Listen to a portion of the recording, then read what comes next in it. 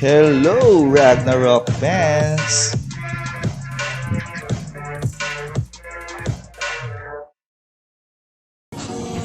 In this video, I'm going to discuss the Lost Temple or the Strap Boss mechanics so that we don't keep on pinpointing the blame to one another and start trash talking one another in case we keep on failing this dungeon. In Ancient Pyramid or the Osiris boss, you need a hard DPS and follow strict mechanics to finish it. Well, guess what? In Lost Temple, you don't need none of that shit. You just need to dodge and keep on surviving. So, in this dungeon, even if your DPS is quite lacking, as long as the priest is standing and keep on resurrecting your dead party members, eventually your DPS will kill Struff. And one thing to take note, Struff has a lot of one-shot skills that will put your character to death if you fail to dodge it. Note 1 is what I will call the ice mark.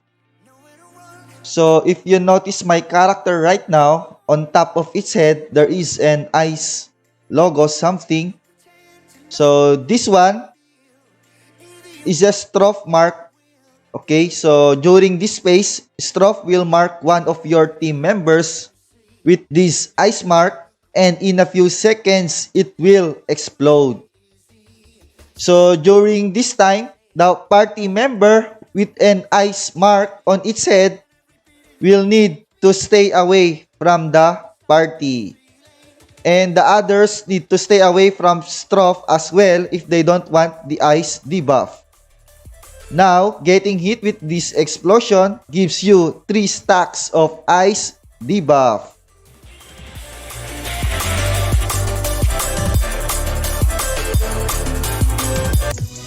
Note 2 is what I will call the ice debuff.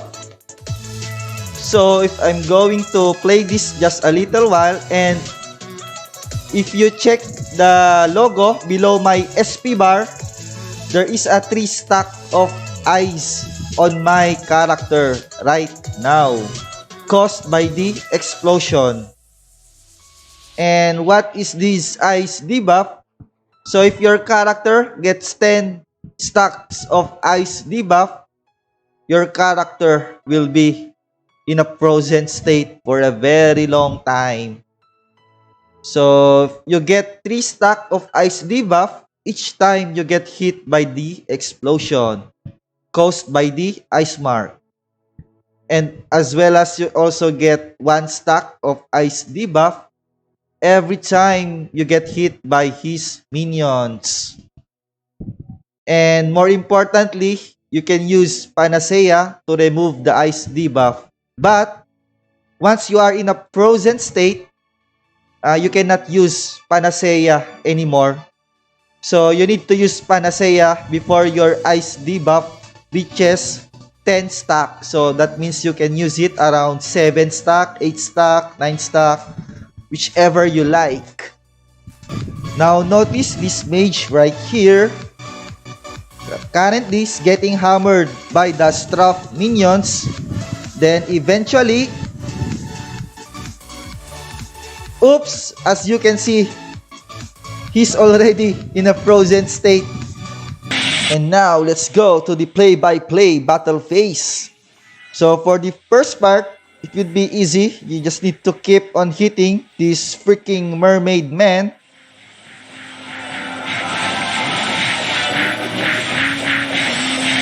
Okay, so now this is the animation for the Stroff that will give ice mark to your team members.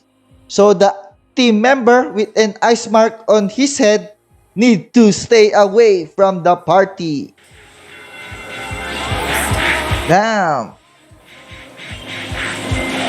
Now this one is an animation for Stroff about to use its Thunderbolt skill. So he will use 3 Thunderbolt skill during this dungeon run. So for the first one, it's very linear and it's very much easy to dodge. As you can see, the first Thunderbolt skill is pretty much easy to dodge. Now, this one is the animation for Struff about to summon his minions. Now, during this phase, your DPS in your team should change target into these minions. Remember what I told you a while ago? One hit of this minion will give you 1 stack of ice debuff.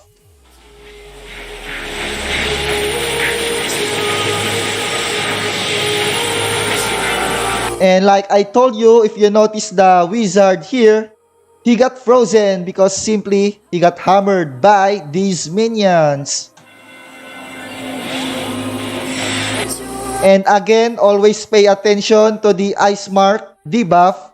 So the party with the ice mark on his head, always stay away or go away from the party members. Damn.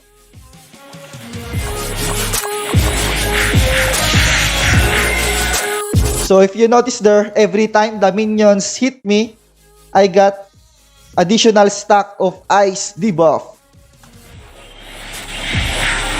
And in here, I use Panacea and the ice debuff is gone.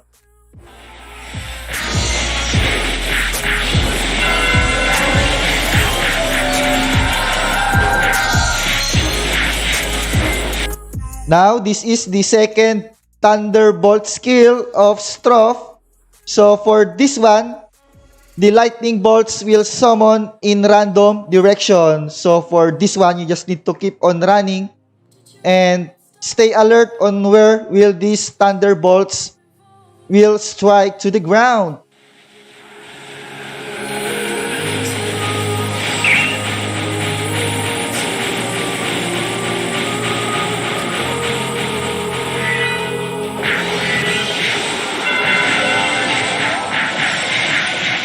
Okay, ice mark again. Party member with an ice logo on their head need to stay away from the party. Okay, so if you have a hard-headed team member, that's what will happen. Okay, so need to resu. Okay, so another summon. DPS in your team need to focus or switch target to these minions and kill them.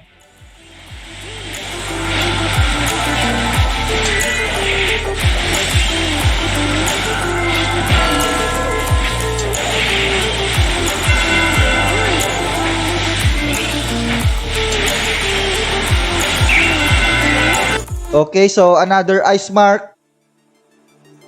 Same thing. Okay, so that's what will happen if the one with an ice mark doesn't go away or stay away from the party. And now, I need to reso them.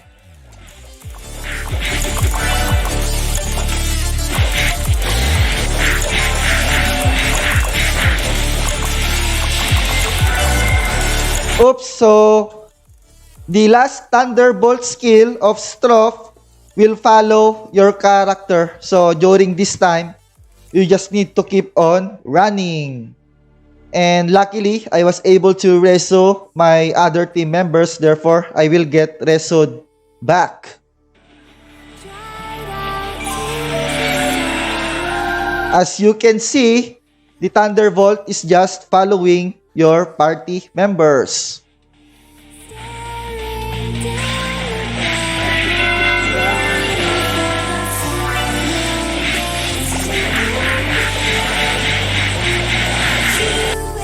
And yeah, there you go, my friends. So this one, I would say, is a little bit easier than the Osiris dungeon. For as long as you have priest standing still standing and keep on resurrecting your dead team members. And there you go, my friends. That is the Straw Dungeon. Thank you and bye-bye.